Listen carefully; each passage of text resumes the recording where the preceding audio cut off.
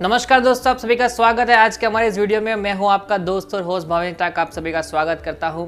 दोस्तों, आज का वीडियो बनाने का मेन मकसद यही है कि हम शुरू करने जा रहे हैं एक ऐसी सीरीज जिसमें आपको डायरेक्ट सेलिंग के जितने भी नए नए रूल्स आ रहे हैं उन सभी रूल्स के बारे में आपको डिटेल में एक्सप्लेन करेंगे, समझाएंगे।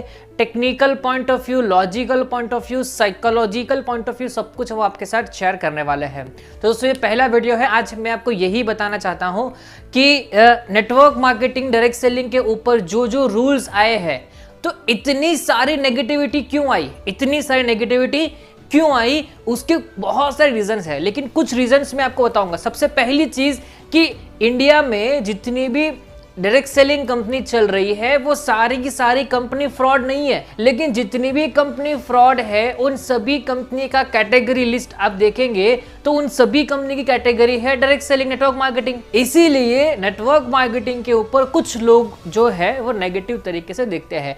अब यहाँ पे इस बात से मुझे पता चल गया कि कौन direct selling network marketing industry के साथ है और कौन नेटवर्क मार्केटिंग इंडस्ट्री के साथ नहीं है। आज तक जिन जिन लोगों ने डायरेक्ट सेलिंग नेटवर्क मार्केटिंग के ऊपर वीडियोस बनाए हैं, आज अगर वही लोग बोलते हैं कि नेटवर्क मार्केटिंग बैन हो गया, डायरेक्ट सेलिंग इंडस्ट्री बंद हो गई, ये एमएलएम कंपनीज बंद हो गई, तो कहीं ना कहीं पे या तो उनको कुछ समझ में नहीं आ रहा है, या तो उन्होंने लॉ रूल्स सही तरीके से पढ़े नहीं है, या तो फिर उन्होंने नेगेटिव मार्केटिंग करके अपने चैनल को बढ़ावा करना चाहते हैं। नेगेटिविटी क्यों आई है उसका रीजन मैं बताना चाहता हूँ।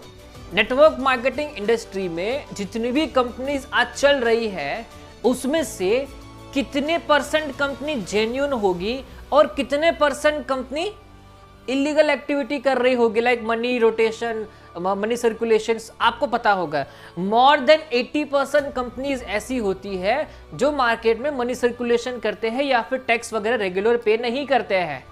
ओके, तो ये रूल आने के बाद जो जेन्युइन कंपनी है उस कंपनी को कोई दिक्कत ही नहीं है, क्योंकि वो पहले से सही राह पे चल रही है। कुछ बदलाव करने होंगे लेकिन उनको ज्यादा कोई बड़ा मॉडिफिकेशंस करने की जरूरत नहीं है। लेकिन जो कंपनी इलीगल तरीके से चल रही थी, फ्रॉड एक्टिविटी कर रही थी, मनी सर्कुलेशन, पिरामिड स्कीम कर रही थी, उन सभी कंपनी को, उस सभी कंपनी के लीडर्स को, एसोसिएट को पता चल गया कि भाई अब हमारा चलने वाला नहीं है।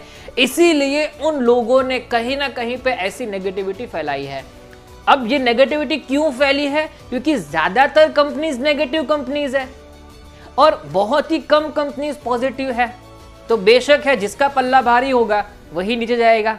ओके, तो यहाँ पे आपको जो भी पर्सन आपको कहते हैं कि डायरेक्ट सेलिंग इंडस्ट्री बैन हो गया, नेटवर्क मार्केटिंग बैन हो गया, तो सबसे पहले देखो कि वो काम किस कंपनी में करता है। आप समझ रहे हो, काम किस कंपनी में करता है। अगर वो ऐसी कंपनी में उनको पूछो कि भाई किस कंपनी में काम करते हो, भाई आपकी कंपनी बंद हो गई ना, किस कंपनी में काम कर रहे हो, वो बोलेगा मैं ये कंपनी में काम करता हूं। तो कहीं ना कहीं वो कंपनी ऐसी होगी जो इलीगल एक्टिविटी या फिर मनी सर्कुलेशन कर रही होगी। ओके, और जो जेन्युइन कंपनी में काम करते हैं वो अगर ऐसा बोल रहे हैं तो कहीं ना कहीं पे उनको कुछ नेगेटिव वायरस ने इस तरीके से बोल दिया है और वो उनकी बात मान गए हैं। देखो, मैं आपको दिलासा नहीं देना चाहता, लेकिन जो फैक्ट है मैं आपको ये बताना चाहता हूं कि डायरेक्ट सेलिंग इंडस्ट्री में अब जो रिपर्चेज बेस्ड कंपनीज है वही कंपनी लॉन्ग लास्टिंग चल पाएगी। और 2016 में जब गाइडलाइन आई थी उस वक्त भी पिरामिड स्कीम बैन था। अभी रिसेंटली 2021 में जो डायरेक्ट सेलिंग गाइडलाइन का ड्राफ्ट रूल आया था उसमें भी पिरामिड स्कीम इलीगल एक्टिविटी था, और अभी जो रूल आया है उसमें भी पिरामिड स्कीम इलीगल एक्टिविटी है, यानी कि वो आप नहीं कर सकते हो डायरेक्ट सेलिंग में। अब पिरामिड स्कीम क्या है वो अगर आपको जानना है तो इसके लिए हमारा नेक्स्ट वीडियो आ रहा है जिसमें पिरामिड स्कीम क्या होता है, उसकी डेफिनेशन क्या है, किस तरीके से काम करता है और गवर्नमेंट क्या चाहती है कि भाई किस तरह की कंपनी पिरामिड स्कीम में शामिल होती है, उन सभी के बारे में हम डिस्कस करने वाले हैं। ओके, ये वीडियो मुझे बहुत लंबा नहीं करना है, इसलिए यहाँ पे हम समाप्त करते हैं। मेरा एक ही मोटो था कि आपको पता चल गया होगा कि कौन डायरेक्ट सेलिंग के साथ है, कौन डायरेक्ट सेलिंग के खिलाफ है, वो सब आप सोशल मीडिया के ऊपर देख सकते हो। तो दोस्तों, आप अगर जेन्यून कंपनी में हो, Vestige, Modicare, Herbalife, Forever Living, RMC, ये सारी कंपनीज जो है जो प्रोडक्ट बेस्ड सही तरीके से काम कर रही है, बहुत सारी कंपनीज है लेकिन ये एक नामचीन कंपनीज है, ये सभी कंपनी वाले के डिस्ट्रीब्यूटर्स जो है वो आप सेफ, आपको कोई टेंशन लेने की जरूरत नहीं है। कंपनी कुछ बदलाव करना है सिस्टम में वगैरह में, वो बदलाव कर देगी। आप बेफिक्र रह के काम कीजिए, मिस कमिटमेंट मत कीजिए, मिस सेलिंग मत कीजिए और दोस्तों आप बिजनेस अपना ग्रो कीजिए।